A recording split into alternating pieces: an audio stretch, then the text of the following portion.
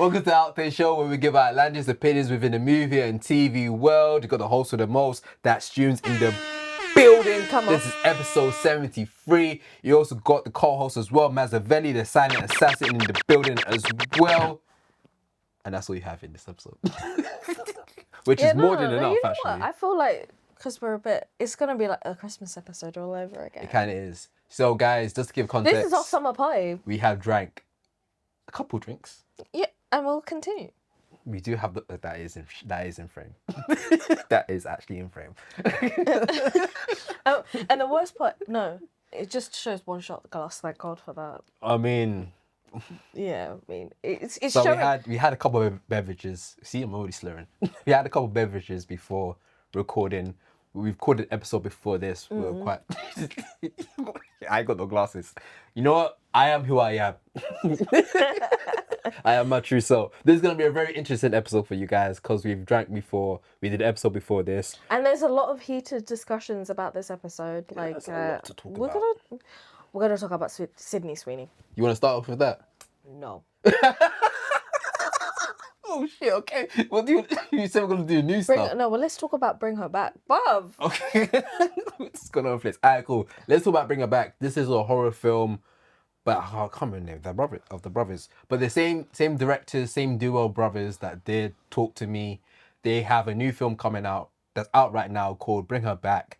It's another horror film. I'm just bringing up the synopsis of the film. It's a horror film basically dealing with grief. Yeah, it follows a brother on both sides. A brother and sister that witness a terrific ritual at their scheduled home at their new foster mother's house. No, but it's not even just that. They witnessed the death of their father. Yeah, this film. You seen Talk to Me. Yeah. So this film kind of follows the same kind of trait, where it's a film that follows protagonists that are dealing with trauma. So in Talk to Me, the protagonist, the female lead, was dealing with the loss of her mother. In this one, we're dealing with the loss of the father. The father dies. Spoiler alert. We're going to do a lot of spoilers in this one for Bring Her Back. The father passes away, and we're dealing with two protagonists, a brother and a sister that are fosters. Stepbrother, stepsister. One, the sister is blind, which means that she relies on her brother a lot. Yeah. And you see how much of an influence he has until they get into the house. Yeah. Because he was like the vibe check. You know, you have that one friend that they're like, oh, I've met this person. What do you think of them? And they're like, that's a weird vibe. That was the brother. Yeah. He clocked on from a minute. From day one, bro. This ain't right. This is what I loved about this horror film. It's the mixture of like the relationship it has with the two siblings, and then the foster mother, and the child, the other child as well. We're gonna do spoilers. I might jump ahead a little bit because I love the themes in this film that has similar to Talk to Me, which I realized after watching Bring Her Back has similar to traits where it deals with the protagonist. It deals with characters where it seems like the ones that deal with emotional trauma, emotional pain, seem to flourish and somehow survive. And the ones that deal with emotional pain end up getting the worse. And the ones that deal with physical pain ends up surviving. Mm-hmm. So in Talk to Me, which I recommend people to watch, if you haven't, please do watch it. The child in Talk to Me deals with a lot of physical pain. They're bashing their heads into the wall, almost bleeding themselves to death. But at the end, they survive. Bring Her Back follows the same type of trait where one of the characters, one of the foster child that happens to be a child that's been kidnapped, is like hurting himself, doing horrific stuff. The knife on the teeth, probably the most grim scenes I've seen, but somehow survives at the end. But the protagonist, the one that is dealing with emotional, always ends up getting the worst end of the stick. Yeah. And it's crazy because in this film, and I'm jumping around with different spoilers on this, so if you haven't watched it, please do, because we're going to be going back and forth about spoilers. But I find it very interesting with the protagonist talking about how their biological father, was abusive, and he only was abusive to me, but never to my stepsister. Mm-hmm. And then at the end, when it came to the sacrifice and how the mother wanted to sacrifice the stepdaughter to bring back her original daughter back, she had to drown the kid to bring back her daughter, but she couldn't do it to the stepsister, but she did it to the brother. Yeah. I found that was like a mind Also, bubble like to she me. drowned him in a puddle. Yeah, in a puddle. Bro. Yeah, and she did it with ease, but she couldn't do it to the stepsister. I found that being like a little reference to how. But then also it's the idea of like people who go through so much trauma and push to still be a good person end up really living a beautiful life. Yeah. And it's the idea of like you're not allowing your trauma continue to pull you down, because it does put you in a dark place where you're basically like, oh, I might as well just.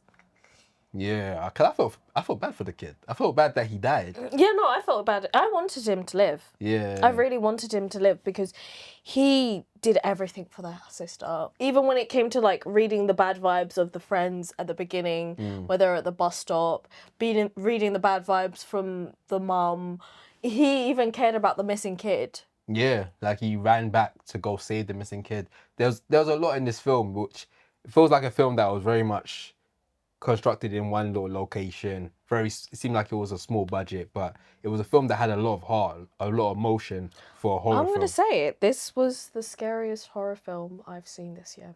Oh, it is. It's up there. Yeah, and I've you guys have actually witnessed my horror story growth over the years. 100%. You did not watch horrors at all. No, and so like for me, Junior has seen me jump in a lot of screenings. I have.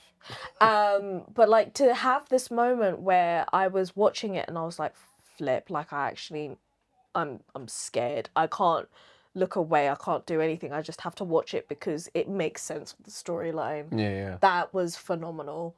And I also like the fact that like one of the most scariest scenes is when the missing child is like screaming, but then you're hearing the national anthem of Australia, which is Untouched by the Veronicas. That is the Australian national anthem, by the way. As an honorary Australian, I feel so untouched right now. Need you so like it was a really weird. Yeah, it's like it's a really weird moment. Yeah, and yeah, it was a really good film. I think it had like two of the most gory scenes I've seen, at least for this year. With just to also put context, because I realised I didn't do it. Is the tequila. Untouched is like the British version of Sweet Caroline. Caroline. Oh, okay. Yeah. Okay, fair. So like when that comes on when you're out in Oz, everyone's singing off. So like to have that be like the soothing song when he was freaking out is very funny. Bruv, that scene, because the whole scene is basically the mother is trying to use the daughter or stepdaughter as sacrifice to bring back her daughter that died drowning, and they have a other kid that is holding the demon that needs to go inside her to bring her back. Mm-hmm. That kid, we didn't find out until later on, was missing the whole time. And the scene where because we all thought that was just that kid, we all thought was just like her kid. Yeah. That she'd obviously done this experiment to, not that she kidnapped someone's youth. Yeah. And put a demon in them. Yeah. And then the demon comes out by accident because of the stepbrothers doing, and then she's trying to put the demon back in him and playing music loud. I felt so sad and so like I was unable to help. Uneased. Yeah, so uneased. To help this kid that's now like crying, like, who are you? I don't know who you is, because the demons now came out of him and put it back in. It was a really good film. I really enjoyed it. I loved that. And then she was like putting her hand over his mouth. Oh, so then shit, that was horrible. That was horrible. And prior to that, there was a scene with the knife. That knife scene was probably one of the most gruesome scenes I've seen in cinema for a while, because I never watched the Saw films. So watching that was a lot. A scene where the stepbrother's cutting up the watermelons, the melon, giving him the fruit, but he's holding a fat knife, and he hands the knife to the kid to take the melon, and the kid just takes the whole knife, like the whole knife, and it slices a bit of his hand, and then he takes it off. Then the camera follows the stepbrother as he goes into the cupboard to get like a bowl to put the fruits in, and all you're hearing is the kid eat the fruit. But as he's eating the fruit, you hear the sounds slowly change from just chewing to hearing metal, teeth hitting metal. Then the kid turns around and sees nothing more than the kid just biting on the knife, as hard as possible. Then the stepbrother tries to take the knife off of him, and the knife gets stuck between his two teeth, and you just hear. I was like, blood clot. And that was like the moment where I realized how much my like film critiquing like experience has changed, because I was really appreciating the sound in this film. Oh shit, yeah. That's Like when horror films it was do the best. really, really when they good lock into the sound. sound. Yeah. The sound direction and design was phenomenal. And then afterwards, you're coming out of this scene, and he's dragging him to take him to the hospital. Oh yeah. And he's like, because he can't come out of the circle. He came out of the circle and he's not vibrating. This was a really good film. Really good film. I enjoyed it a lot. I'm looking forward to what to do next. It's funny because they were originally meant to be doing Street Fighter, right? Yeah, I was about to say, they dropped out for whatever reason, I think. But you know what? I think that's a good thing, because they have a certain way of telling stories. And I feel like as much as Street Fighter would have been great, they have a different direction, and I want that for them. Yeah, original IP. And then, like, when it comes down to it, they started off on YouTube. Yeah. And anyone that I hear has started off on YouTube, I want them to win. Because I was a hardcore YouTube kid. Same. So see YouTubers. I think that's going to be the new thing now. Seeing a lot more of YouTubers becoming directors or transitioning from YouTube into Hollywood. I think that's going to be the new trait. I saw a weird stat that not even Gen Z, but is it Gen Alpha? Mm-hmm. A lot of them, they don't watch TV. They watch YouTube. But what they want to be growing up, the main thing is a YouTuber. All of them have said they want to be a YouTuber. It's either YouTuber or a streamer, isn't it? Yeah. So that's the top job roles for them. So we're gonna see a bunch of like young creatives on YouTube on the field there. Before, I think the route's not gonna be going to university to study film production. It's just playing about on YouTube from the start. And like, I hate to say it, we're the cool kids right now. Yeah, we're the pioneers. Yeah. But yeah, Bring It Back was amazing. I think what's next for them is they're still working on doing the sequel to Talk to Me. Personally, I'd rather have them working on another IP, just do another original story. But Talk to Me was really good, so I'm not mad at them doing the sequel to it. And you know what? I would want it to be a little bit like, because they're Australian, aren't they? Yeah. I would want them to talk about something a little bit more social political. And I know it might be a bit difficult for them to step into, but I want them to discuss the traumas that the Indigenous people have had in Australia, because I feel like a lot of people forget about that. Yeah. And there's a story to be told, because then people learn. It's about how they approach research prior to that makes them good enough to do it. And I genuinely think they're amazing to do it. Cool. On that note, let's talk about our next review. We're talking about the Fantastic Four. What a jump! Fantastic Four First Steps. Obviously, Marvel's first superhero family. They're finally back in the hands of Marvel. We are in the hands of a Pedro Pascal summer. This guy's everywhere, bro. The Materialist, Fantastic Four, Eddington. Oh shit, yeah, that's later this year as well. Shit, man. In America, especially if you go to AMC theaters, it's already all three at the moment. Yeah, and then earlier this year wasn't he in the Uninvited? The Uninvited. Yeah. He was also 5 seconds into Last of Us. Yes. When he came back, he came back for a flashback episode. You know. He came back for to make the money worth. That last little cent on the check, you know? Yeah, if I was spending money on Pedro, I want Pedro all the way through. But yes, they're back once again. Fantastic Four. We haven't had the Fantastic Four film for quite a while. This is the first film we're seeing from them under Marvel. Of course, we've got a big lineup of superstars in this film. We've both watched it, and I want to say that overall, I enjoyed this film. Mm-hmm. I know one of the content creators that I really enjoy, Jamal, who's doing incredible. Jamal is amazing. Yeah. Jamal's family are phenomenal creators. Yeah, one day hopefully we can get him on the podcast. He hated this film with the What do you mean? What? He said this film had no heart whatsoever. I think what he wanted was a better family connection with the characters. And we got that with Pedro and Vanessa. Yeah. But with The Thing and Johnny... I mean, they had moments. You know what? So he did a video talking about saying that this film had no heart, and of course the Marvel fans. He was battling against the Marvel fans. I like to think I am a Marvel fan. I like to think I'm more of a self-aware Marvel fan to understand that we are at a point where our No, films no, are no, kind of not the no. best. You're not a Marvel fan in the sense that you enable Yeah, Marvel to continue yeah, or enable, like, I don't like change. yeah. But I think you're a critiquing Marvel fan. Yeah, Like, yeah, you allow there to be a experience of, yes, this is good, but yes, this is bad. yeah. And there's a lot of Marvel fans that are scared that by critiquing the franchise, you're essentially saying, You like, don't. it's not enough. It's not. Yeah, yeah. And he's been going back and forth. I think now it's been settled. It's been smoothed around.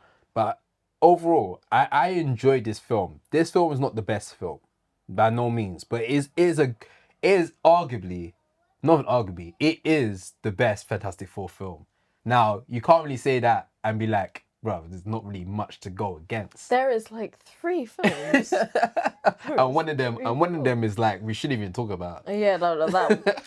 But Get the other away. two's fun. But I think this one did a better job at showing the family relationship than the 2004 one. But that Johnny was. You talking about Chris Evans? Chris Evans as Johnny Storms? It's just Joseph Quinn as Johnny Storm was pretty good. I've been hearing very different things. The thing is, this film kind of switched the narrative on each of the members. Like for Johnny Storm in this one, he's not so much the playboy. Womanizer. Well, which I loved actually, because what they did is they actually latched on the fact that he's actually a scientist, but he's still, I don't know what the word, like he's still playful. He's not stupid, but he's still playful. He's still childish. He's frivolous. But he's still frivolous. But he's still a scientist. I think it latched on the fact he's a scientist. And in this film, I'm gonna do spoilers. In this film, he obviously does some womanizer stuff, but he tries to learn the language of Silver Surfer. And he spends his arc literally like figuring out doing detective work throughout the months. So of like the you know film. like how nerdy guys will be like, oh, I want to dissect something like with computers and really understand it. Yeah. This guy, my guy is a womanizer, but he's trying to understand your language. He's trying to understand who you are. How do I maneuver that like way? when guys go to like Mexico and try to learn like Spanish to like chat to the girls. Passport bros. He's calling Johnny Storm a passport bro. But yeah, that's what he did. But I love the fact that, because when I watched the other Fantastic Four, they really latched on the fact that this guy is just a womanizer and he's not that smart. This one's like he's a woman. He's not even too much of a womanizer. No, he likes women. He's a risk king. Yeah, he likes He's women. a risk He's not king. even a risk king because he couldn't even bag the girl. But he likes women. But he wants to do the work as well. He wants to prove to people He's that he's a actually smart. grafter. And I think they did a good job with that. I Boy, think, we love a trier. like, if I look at all the characters, my favorite has to be the Thing. Like, he did a great job of showing him being, like, I think the thing what's good about this film and also not good about this film is that it gave everyone little story moments, but not enough. Kind of like the bear. And I know what you're thinking. You're saying that because the Thing is in the bear, but it was kind of like in the bear, where they let everyone have their own little storyline, but that works in episodes. Yeah. It doesn't necessarily work in films. It's weird because this film could have done better if they made it slightly longer. I think Marvel's kind of scared to make long films now because of the audience going away. But it was a good film. My main gripe with it has a horrible third act. The third act is not a good third act. And you were saying this earlier as well. The second act, when they go to space and they're fighting, they meet Galactus. Galactus looks beautiful. This is a movie that should be watched in IMAX because it looks so great. When they're doing they feel like I was watching Interstellar with the spacecraft when they're doing like time warps, not time warps, but they're doing like light speed travel through in space. That was incredible. Silver Surfer going around the stars, drifting around the clouds, incredible. But that happened in the second act. Did it make you want to, like, low-key, it made me want to, like, start roller skating again? Because of Silver Surfer. Yeah, like, obviously I can't skate, like, I tried to skateboard, I'm terrible. Yeah. But, like, it made me want to roller skate again. Oh, yeah, not me, boy. I know what I can and can't do. But the third act, it kind of went it just didn't work to me. But overall, it's a good film. But I guess the main thing to talk about is, of course, Pedro Pascal. A lot of people are talking about his performance, talking about Christopher Reed Richards, sorry. I think he did a good job. I think he did a great job. I don't think people are talking about him doing like phenomenon. I think he did good. He did good, and I think the reason he was in his pocket because the movie wasn't focused on him, and I think they did a good job of making sure let's not make it the Pedro Pascal movie. The main superstar in this film is Vanessa Vanessa Who Kirby. is also Invisible Woman. Yeah, she plays Sue Storm. She's the heart of the film, and she was incredible in this film. Have you seen the memes, by the way? Oh, when she does the face and she's like, yeah, yeah, literally. She's just serving face all the time. And the worst part is, like, I told you that like the government are using they're using Fantastic Four for like ads for jobs and stuff. Yeah. And you just see like at the side, especially in London, you see her face on the side of the bus going, and on the side it's like, you can learn upskilling. Like, what do you mean you can learn upskilling? And she's just there serving face. What's she part of? HMRC. Yeah. Yeah, that's crazy. All each one of characters, them. She's done it. Okay, that was weird. The marketing's crazy for this. Yeah. I've seen G-Shock. Have you seen the G-Shock watch? No.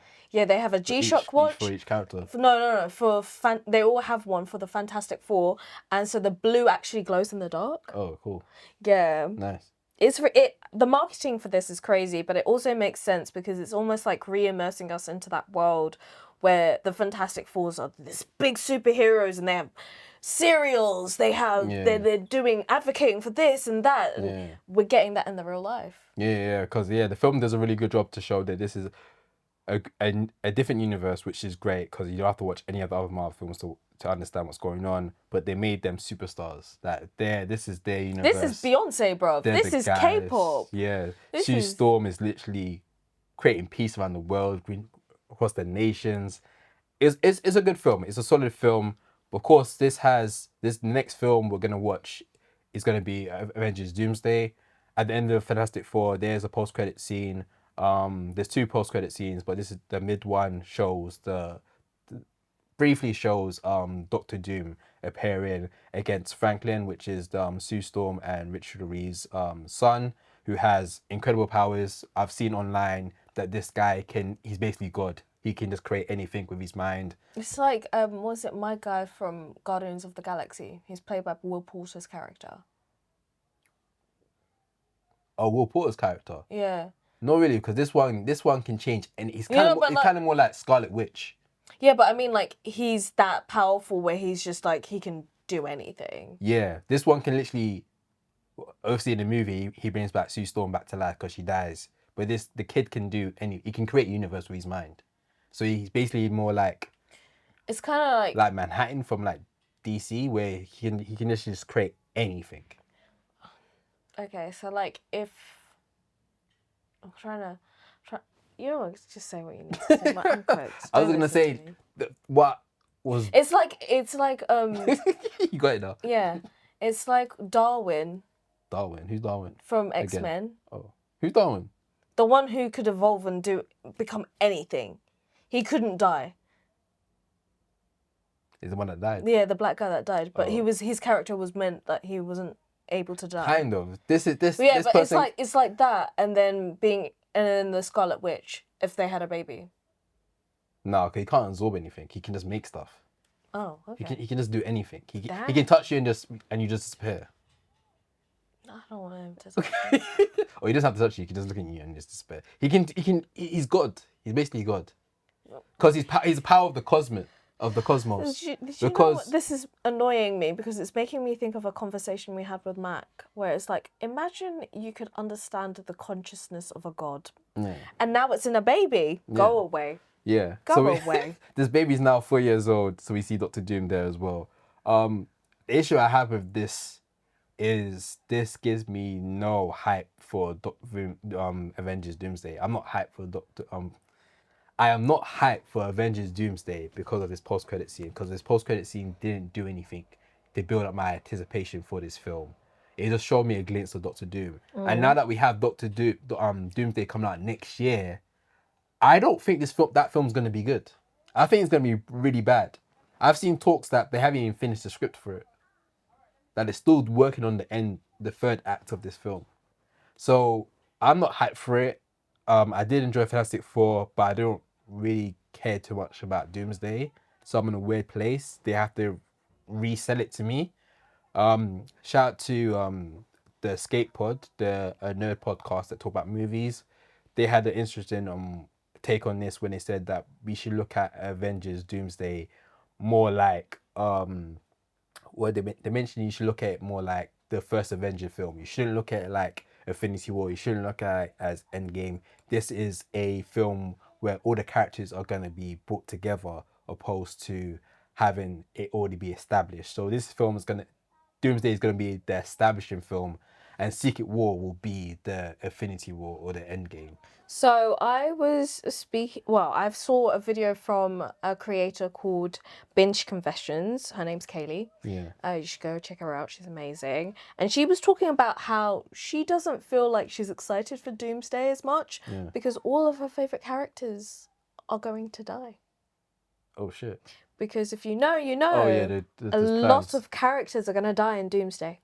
So that's a really interesting conversation. And in Secret Wars, because Kevin Feige mentioned that they're planning to do a whole reset where all the characters will get changed and replaced to someone else. There's that as well. So that is your warning from Doomsday. Shout out to Kaylee for letting us know. Yeah. Her @ is Binge Confessions on TikTok, so please go check her out. But yeah. Yeah. Well, if you guys haven't seen it, check it out. If you have, let us know in the comments below what you guys think about it. But we're going to move on and start talking about some new stuff. What do you want to talk about first? Eeny, meeny, miny, mo, my jeans are blue. Oh, shit. You know what's funny? Because you said Mo, so I thought he was going to do it. Oh, yeah, well, I could have gone that way. My jeans are blue. You know, all right, cool. So, American Eagle, which is a brand that I wasn't too familiar with, has dropped a new commercial. I actually had jeans from them. Really? Yeah, so they came to my uni, so that they mainly target to like 18 young adults. Okay. So hence the Sydney Sweeney using her in that ad. And so I got a pair of them for free. They're like £35, but they were like, I won't lie, they were like one of the best jeans I've ever had in my entire life. Oh shit, look at that promotion. But I don't really wear skinny jeans anymore anyway. Yeah. So everyone's talking about this right now. Sydney Sweeney did a commercial with American Eagle.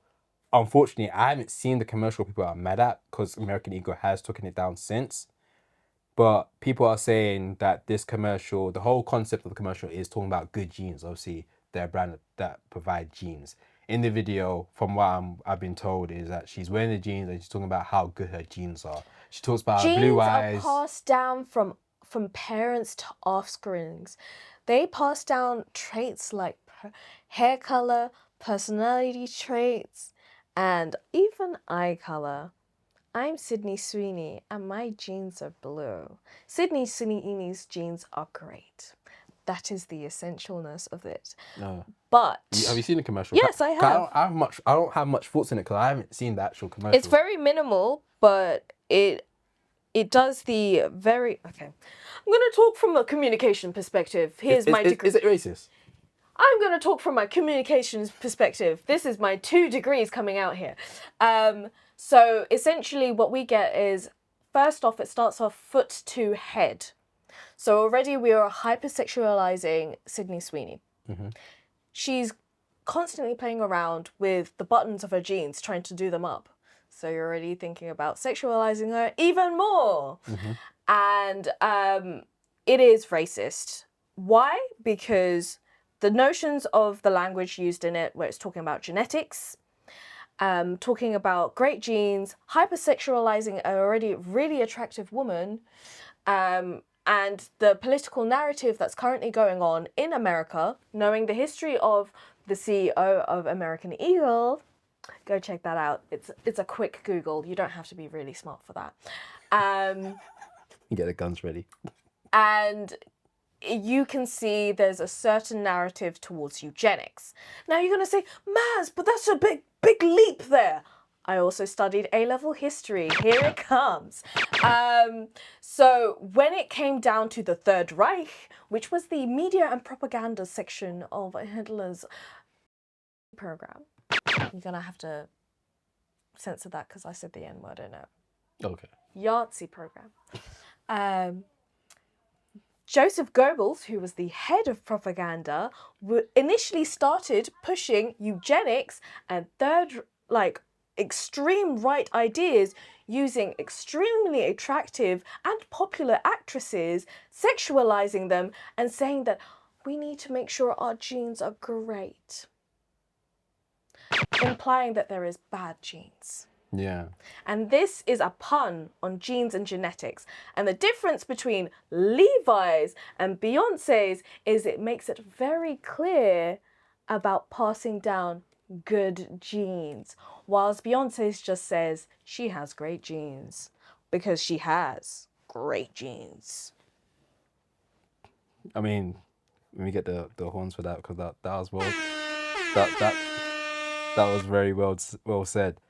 Since recording, And I did that drunk too. you could have left that out. No one needed to know that. Am I drunk? But no, you're not drunk. You're not drunk. Exactly. You're sober. Since then, American Eagle have responded. Now this is crazy because what's happening? A lot of the I want to say alt-right people are like, Alt-right, yeah. they're really jumping into this, really defending American Eagle. I took the mic on TikTok. Yeah. And not one point did I talk about being a black woman, but there was a lot of comments about being a black woman. It's now bringing a lot of racial talks into it. Of course, American Eagle has responded. They have doubled down. They have not apologized. They have just responded.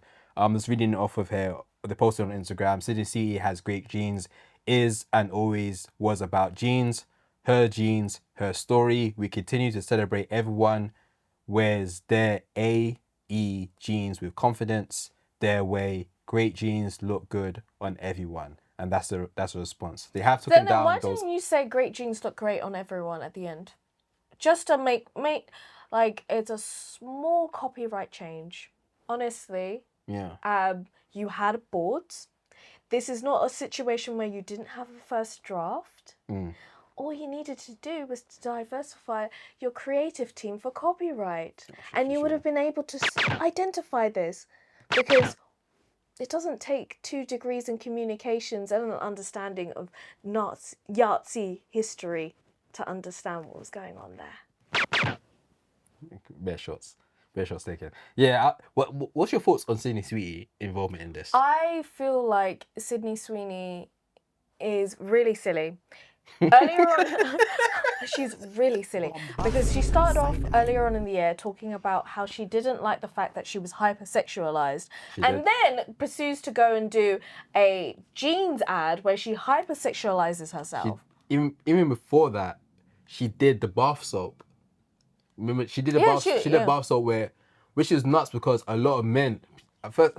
It's hard. There's a lot to talk about this, but we're going to talk about this briefly. Sydney Sweeney is the problem as well, but there's also the audience that worship Sydney Sweeney because she did a bar soap and men just bought that shit. So the bath soap is supposedly have her bath water in it, so it has a little bit of her DNA. For all the creeps that like that stuff. Yeah. But literally before she dropped that, she talked about how Euphoria had really bad effect on her because she started to realize how people hypersexualized her and how this was affecting her in roles as well. Bear in mind, she had done Immaculate, which talks about the idea that she was meant to be this really so there's the pre-Madonna whore complex. Freudian. I'm gonna stop. I won't talk about it too much, but it's the idea that women are either really slutty or their mother. So when she was doing Immaculate, it was like a mixture of both. But it was more giving like mother, like innocence, purity, slay. And then when she'd done that, after that, she was talking about Euphoria and how she felt hypersexualized. And then she's got the new film where she's actually doing a biopic I thought it was going to be boxer. was a position where she was going to try and push herself out of this typecast. Yeah. Especially after vocalizing after SNL that she feels hypersexualized. Yeah. But what we're seeing is her doubling down and really leaning into it. And instead of being an intersectionalized feminist, she's just saying, yeah, I'll allow you to be voyeuristic, which is look at me like an object. Yeah. And she's done it countless times. I've seen that. Objectify me, please. I'm Sydney Sweeney. I think I've seen 3 brands, or at least 2. 2 brands. There's Sasquatch. There's a Sasquatch brand she was working heavily with. I think that brand, they did 2 products together. That's where the bar soap came from. And now American Eagle. American Eagle. And prior to that, she was the creative director of a shoe called Hey Dude. Okay. And I thought that was going to be a way... Oh, shit. It's called Hey Dude.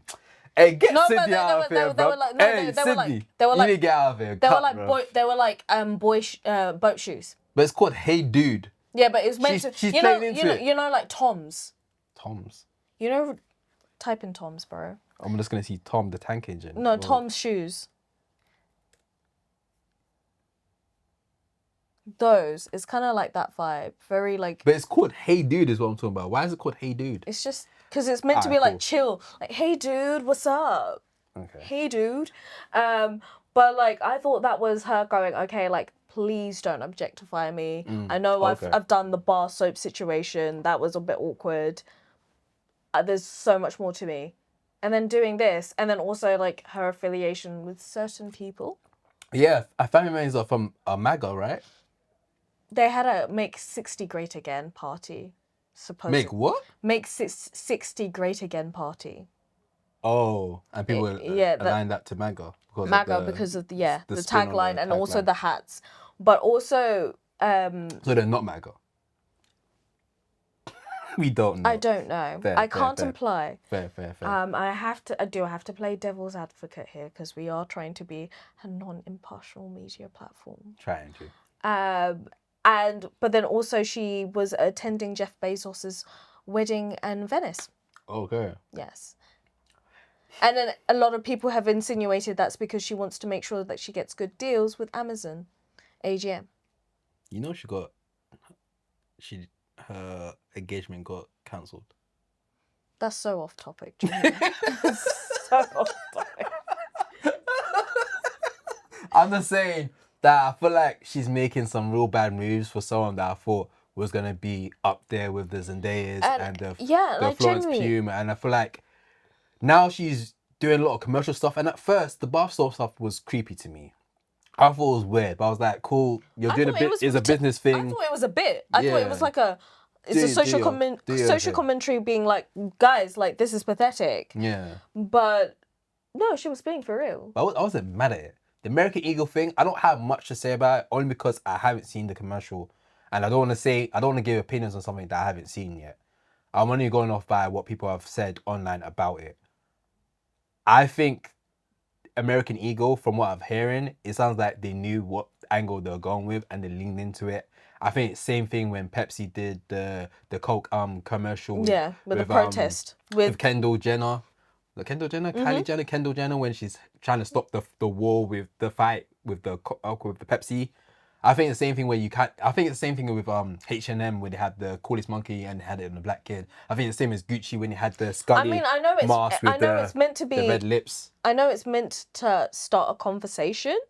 However, given the current political climate of it, this is not the right time to have done that stunt. I'm not saying it's good. I'm saying it's guerrilla marketing. I'm seeing a pattern where these big corporations are leaning into the racial tropes as a way of marketing. Like you mentioned, you had a pair of American Eagle.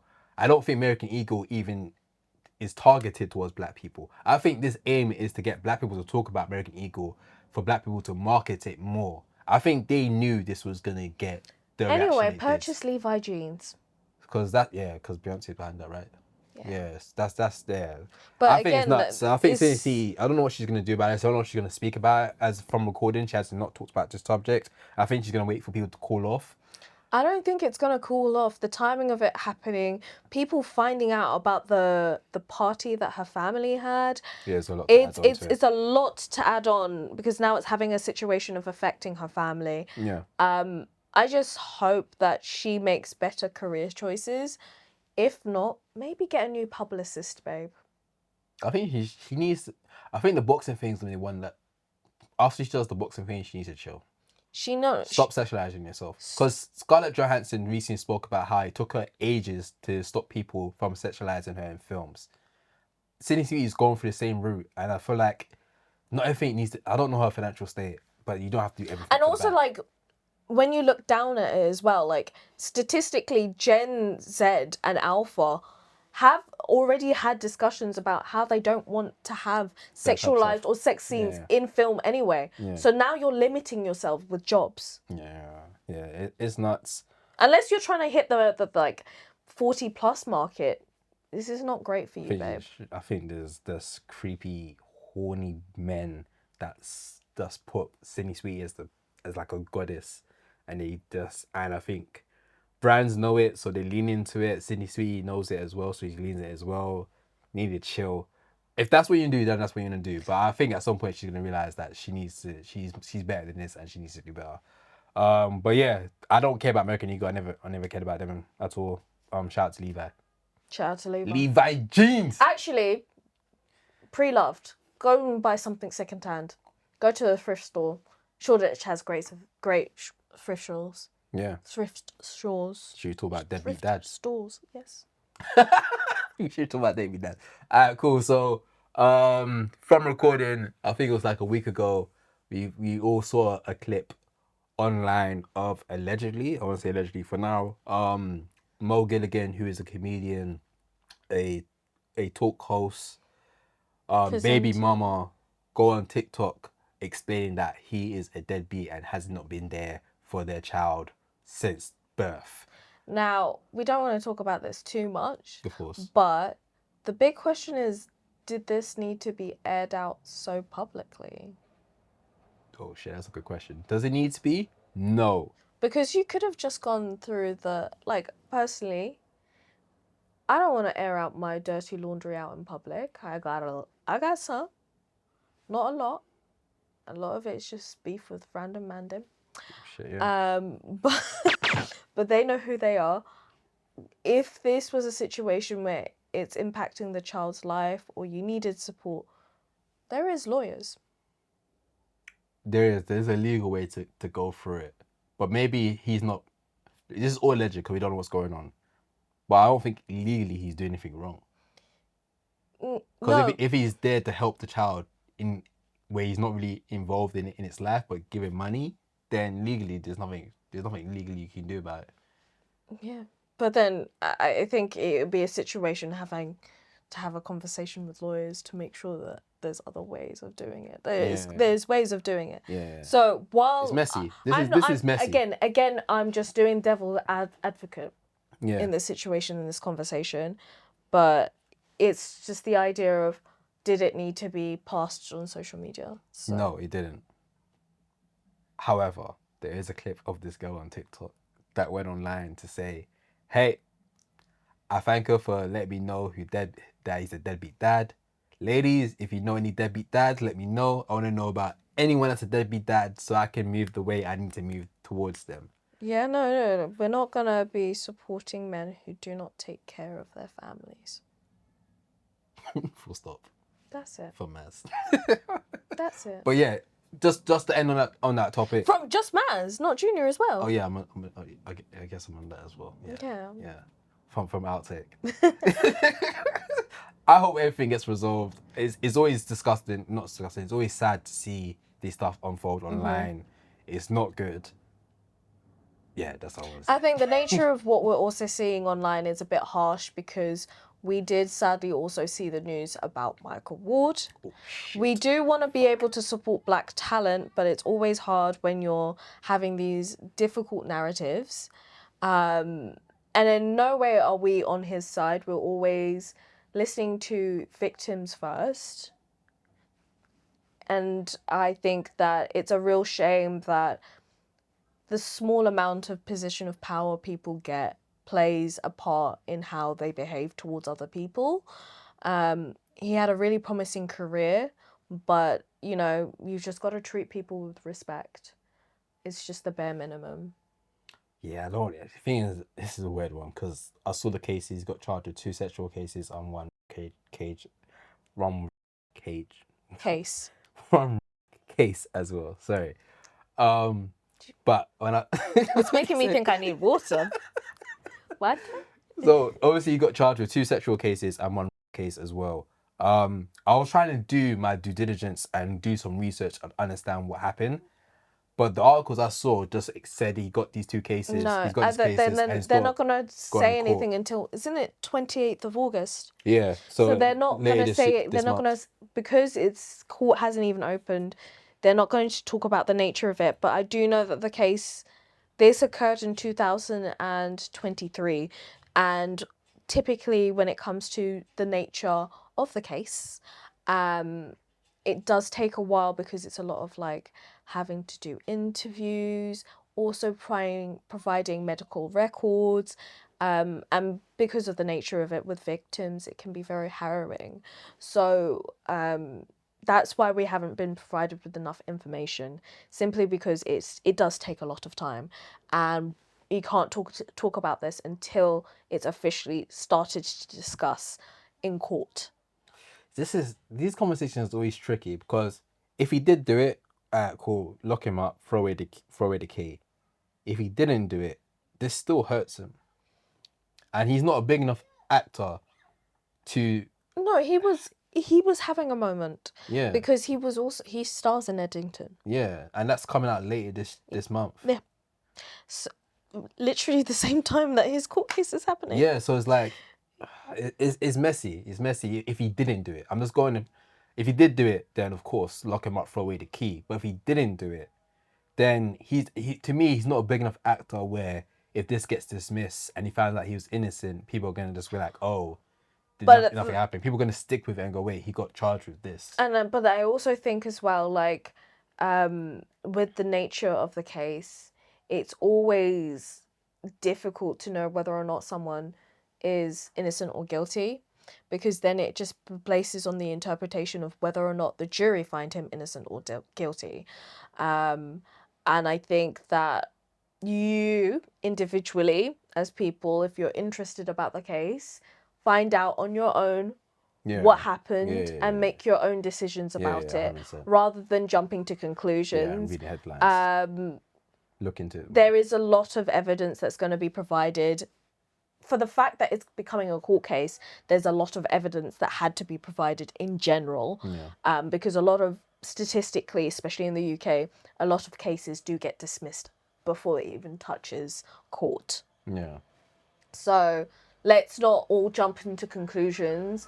Let's actually make informative decisions when it comes to the nature of it, because it affects people's lives, whether you are the victim or you are the culprit. Yeah. Sure. I think that's an excellent way to end things on that note.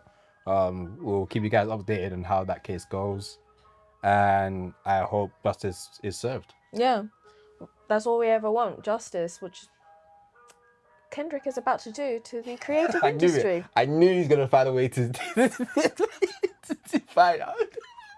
You can always tell when Mass is going to ready to try and change the topic. You know what? You did it. Cool. So Kendrick... I'm media trained. I am ready for events. Just hire me already. She said justice. And speaking of justice. Alright, so Kendrick Lamar and Day 3. If you don't know who Day 3 is, Day 3 shoots all of Kendrick Lamar's music videos. They are now collectively made a creative industry. Yeah, but before that they had pgLang. Yeah. Which I think was a label, or maybe was that a creative agency? I don't even know. But they had that first, they created that, and now they had branched out to make a creative agency, which is I think it's called Project 3. On those names, they did a really cool I love watching their commercials. I mean, I love watching like, their ads. Just so sick. A soft line. The reason why I put this in here is because Junior is a huge Kendrick fan. Yes. we will accept tickets. Yes, we will. Junior's a huge like Kendrick fan, but also both of us being creatives. I also worked at one point with creatives in an agency. This is a huge moment for us to have a conversation about it. And I just kind of wanted to pick your brains about it. I think it's interesting. The thing is, I never understand what these guys are doing.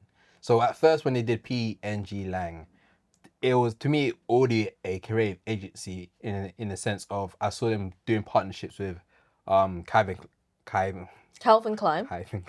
Thank you. Calvin Klein. Thank you so much for that. They did a bunch of commercials along with them, and the commercials they did was sick. I love the visual stuff. The visual stuff from Day 3 is so beautiful. So when I saw them do that, that was great. Now to see they're doing a creative agency, I guess this is the creative agency as well. I'm intrigued to see where they take this. It depends on what also like what type of talent they're going after. Is this do you think it's one of those where they get like creative directors and creative directors, and is it like visual artists, designers? Probably, because from the commercial, obviously they had this. I can't remember her name, but she was also in the studio. We also had my man from The Bear, black guy, tall black guy in The Bear. Who plays Malcolm? Yeah, plays Malcolm or Marcus. Marcus, sorry. And he was a part of Golf. Yeah, they were both in it. But in the commercial, they were talking about storytelling. She was telling a story about what happened in the office, and they're walking down the street. And while they're telling the story, you see little visuals of the story that she was telling, and the film, and that's literally the commercial.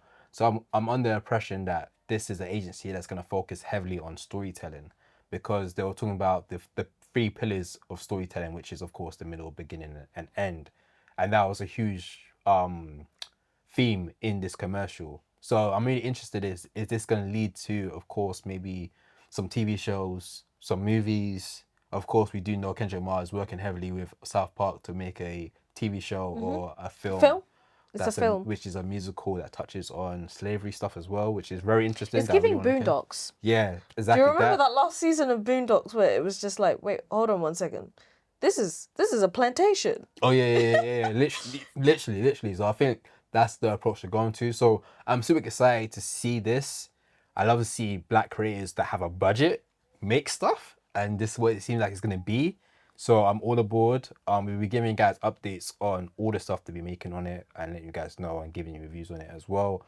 But shout out to Kendrick Lamar and Day 3 on what they're building, and I can't wait to see what they create. And I definitely feel like this is going to be an avenue for young black creatives who haven't been given a platform before. So I'm really excited to see what comes out of this. I mean, we've already seen the amazing talent from downtown LA under Ryan Coogler. Yeah. So it's really great to see this actually happen. I would love to see someone like Tyler Creator get into this bag as well. I think once he's kind of like, you know what, music thing is good, but I want to start doing some other stuff, I think he will start. I think at some point, Tyler Creator, I would love to see him anyway, start making like these short films, TV series, web series. Of course, he's done this stuff slowly in the past before. He did an animation show called The Jellies, which was cool, with Adult Swim. But I'd love to see him get in the bag of like a Donald Glover and making, or even like artists like, what's his name again? He had a TV show. Damn it, I can't remember his name. But getting the mix of making those type of shows as well. But yeah, we'll see what pgLang get creating. Yeah, last topic we have on here is one that's not sad or depression. We've got Spider-Man, Brand New Day. Let's get suited up, baby. Let's get suited up. Literally from recording, just before we hit record, we actually saw a clip of Tom Holland running on stage, I guess. On set. On set, yes, on set. Literally wearing the new Spider-Man suit.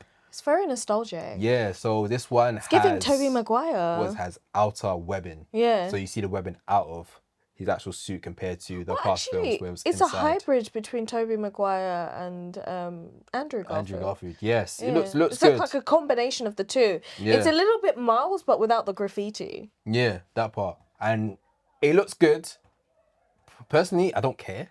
I don't care too much about this suit. I know a lot of people are excited by it. I know I know there's a lot of people in the comic book world that are fixated on suits. Cosplayers are about to lose their ish. Wait until Comic-Con October, coming to London near you. I want to go there. I want to be there. It's going to be interesting. I can't wait to see how people are going to do their interpretations of the suits. Yeah, for me, I do like a good suit, but it does not the be or end all for me for a film. Not really. I mean, it's a significant moment where we get to see that, oh, okay, like, nobody knows who Peter Parker is. He has no affiliations with the Avengers, so much that he doesn't even have his old suit anymore. Yeah, so he has to make his own. Yeah. It's interesting. I think this is trying to say, of course, it's the subtitle for this film is called Brand New Day. So I've never seen a superhero film in a while really do the reveal of a suit. I think Superman may have did this when James Gunn Superman may have done this. That was the first one in a while, and that was after the reveal of the logo. Yeah, as well. So this is interesting way to go about it. I'm excited for Brand New Day. Of course, we have the Punisher attached to it. Just recently, it was announced that the Hulk will be attached into it as well. Of course, with Scorpion, that was seen in Spider-Man Homecoming. He's attached to it as well. So there's a lot of pieces attached to this film. Do you think that's going to be an issue though? Because we've got so many characters also inside. Could it be like Homecoming where we're leveling into the idea of there's so much excitement from these other characters, the storyline is almost lost? Possibly. Because when Punisher was added into it, I was like, oh, great, this is sick. Because I remember Kevin Feige... No. Sorry. Kevin Feige was added into it. Kevin Feige spoke about the film and said, this Spider-Man is going to deal with street-level crime. So with Punisher added into it, I'm like, cool. But now you added the Hulk. Hulk doesn't really handle street-level crime. So why is a Hulk added into it? I'm not happy that the Hulk's added into it. I think it's going to make it... Like, I want to see a Spider-Man film with Spider-Man dealing with Spider-Man stuff. And when you add a Hulk into it, I feel like you're going to add more elements that Spider-Man can't handle, but you need the Hulk to handle it for you. It's the same thing with why I didn't really like Spider-Man Far From Home, when you had Doctor Strange in it. I feel like you're adding characters to a film that doesn't need to be there. Spider-Man's a big enough character where he can stand alone and just do his thing. To add Hulk into it, I'm not too happy about, but hopefully it makes sense. And it's not just like, let's just put Hulk in it because F it. But we'll see. I'm still excited that the Punisher's in it. I saw clips of people going like, how's a Punisher going to handle someone like Hulk? He's going to fight him? He's just going to run away? He's going to have bare guns ready for him. I hate this. Why are you making me think so much, man? Like, I just wanted to vibe. But like, now I'm trying to think about the logistics of it instead of being like, oh my God, that's Tina from The Bear. Wow. Yeah. Like... Wait, because there was something on the internet saying, so obviously in Far From Home, Spider-Man erases everyone's memory and everyone forgets that he's Spider-Man, that Peter Parker is Spider-Man. There were people online doing theories saying maybe it affected Bruce Banner but didn't affect Hulk. So Hulk knows that Peter Parker is Spider-Man. The fact that like, Brand New Day is him out of high school, he's been relinquished of the Peter Pan curse. He's a big boy man now. So maybe Hulk actually knows that them two are the same. And maybe that's why he's added into it. I don't know. I'm kind of scared about that. But I love Spider-Man. And another fact, the same director that done Shang-Chi is doing this, so I expect to see... We want a continuation of Shang-Chi, man, because what the hell? You gave us a really good storyline and then just left it. Said deuces, I'm out. Bye. I mean, the director was meant to do Kang Dynasty, but then... And he was meant to do Kang Dynasty and Secret Wars, but shit happened, so... Yeah. Let me go do Spider-Man over here.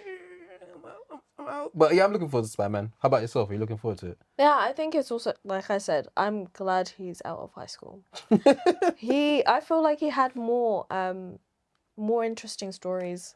How do you feel that Zendaya and Tom Holland keep working together? They got 2 films coming out next year together.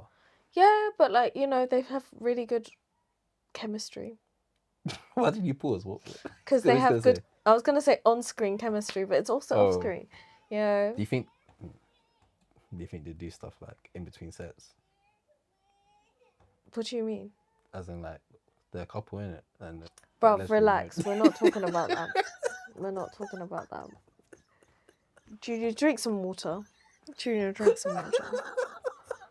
I'm tired. I'm always doing the PR face for it. I think that they maintain a healthy relationship Of course, it's healthy. on and off set. Oh, Because respectful. there's a time and a place. Okay, if that's how you want to answer it, then that's how you want to answer it. Yeah, Spider-Man will be out next year. I want a Look forward suit. to it. If there's any like cosplay costume companies that are making suits, let me know because I want to wear one at Comic-Con. Oh, yeah, that'd be fly. I expect to see a lot of Spider-Mans. I expect to see a lot of Sinners out there as well. Yeah, even if it's a Gwen one. Like I've got the hoodie. You guys have I seen me think with the hoodie. it hasn't been confirmed yet because obviously when the girl from Stranger Things is in Spider-Man, but it hasn't been confirmed what character she is. But we can all assume she's gonna be Gwen. Yeah, so like that would be cool if I am able to get a Damn. Gwen suit. So who's Tom Holland gonna pick? Always gonna be MJ. Always gotta be MJ. Even if she's a little bit cynical, I love her. I have to go back to the like I can't say that. Anyway, thank you so much for joining us. We have been Outtake. This is your boy Junior, also known as Junes. I'm your girl Maz, also known as Movies with Maz. It's been a pleasure. We're gonna be doing another episode. You need to be tuned in for that because there's gonna be a lot of exciting stuff. Every Monday, 8 p.m. Check out the Outtake Show. And that's the end of the episode. Don't forget to subscribe, like, and comment. Bye.